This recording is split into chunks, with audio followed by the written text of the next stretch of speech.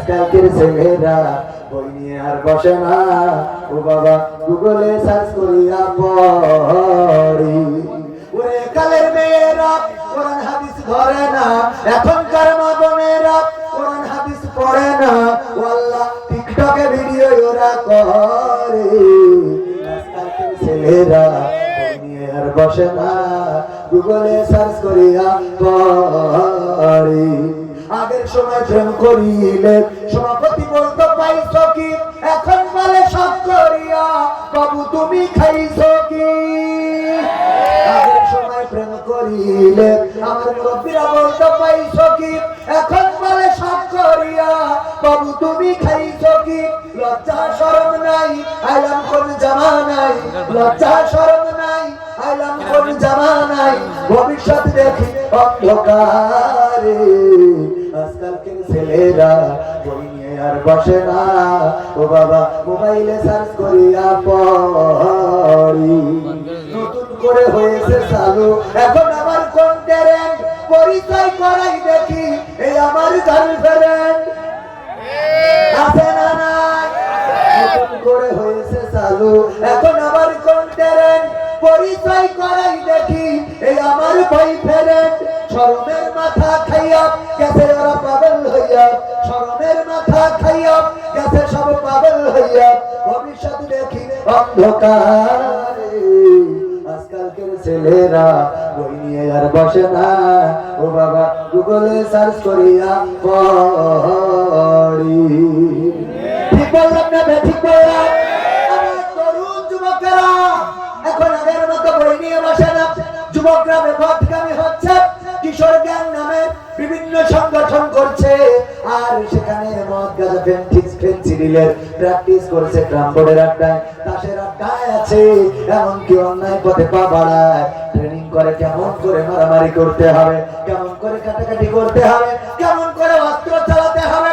বাবা আমার ভাইরা আজকে অনেকে আছে তাদের হাতে অস্ত্র তুলে দেয়, তাদের হাতে কলম দেয় না, খাতা দেয় না, তাদের হাতে বই দেয় না, অস্ত্র তুলে দেয়।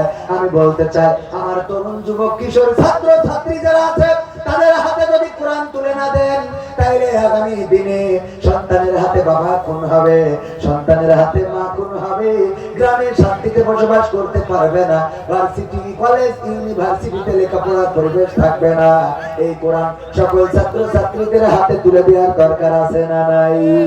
যেহেতু সংস্কার হচ্ছে, আজকে স্কুল কলেজে যে গোলমাল, ওই যে কুয়েটে যে মারামারি হয়েছে, রক্তক্ষয়ী সংঘর্ষ হয়েছে, রক্তাক্ত করা হলো আমার ভাইদেরকে, কারো না কারো মায়ের সন্তান, কারো না কারো ভাইয়ের কারো না কারো ভাই, কারো না কারো বোন, এমন যাদের উপরে আক্রমণ করা হলো, রক্তাক্ত করা হলো, ওই মানুষগুলো যদি নৈতিক শিক্ষায়, কোরআনের শিক্ষায়, হাদিসের শিক্ষায় নিজেদেরকে শিক্ষিত করতো, তাইলে এমন আক্রমণ করার সাহস পেত না।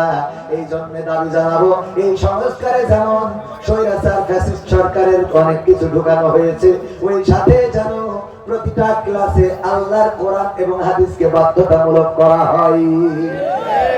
এই দুইটা বাধ্যতামূলক করলে সমাজটা কেমন করে পরিবর্তন হবে? যদি উদাহরণ দিই, পাবনায় যাওয়ার পর একজন যুবক পত্র চিঠি দিয়েছে, হুজুর প্রশ্ন দিয়েছে আমার কাছে, হুজুর গো আমার একটা ডার্লিং ছিল, আমি তার সাথে প্রেম করেছিলাম, করার পরে এই ডার্লিং নামাজ পড়ে না, রোজা রাখে না, পর্দা করে না, এই ডার্লিংটা আল্লাহর পথে চলে না। আমি তারে বুঝালাম, দেখো ভালো কাজ করতে হবে, নামাজ পড়তে হবে, রোজা করতে হবে, এর জন্য ওর হাতে কোরআন তুলে দিলাম, হাদিস তুলে দিলাম, ইসলামিক বই তুলে দিলাম, ফাতেমা, খাদিজা রাদিয়াল্লাহু তাআলা আনহা, আয়েশা রাদিয়াল্লাহু তাআলা আনহা, মরিয়ম, আসিয়া আলাইহিস সালাম সহ অনেক মানুষদের জীবনী তুলে দিলাম। দেওয়ার পরে এখন ওই মেয়ে ভালো হয়ে গেছে, পর্দাশীল, নামাজি, রোজাদার, পরহেজগার, এমনকি নফল রোজা, ইবাদত বন্দেগী সব করে, এখন আর আমার সাথে প্রেম করে না।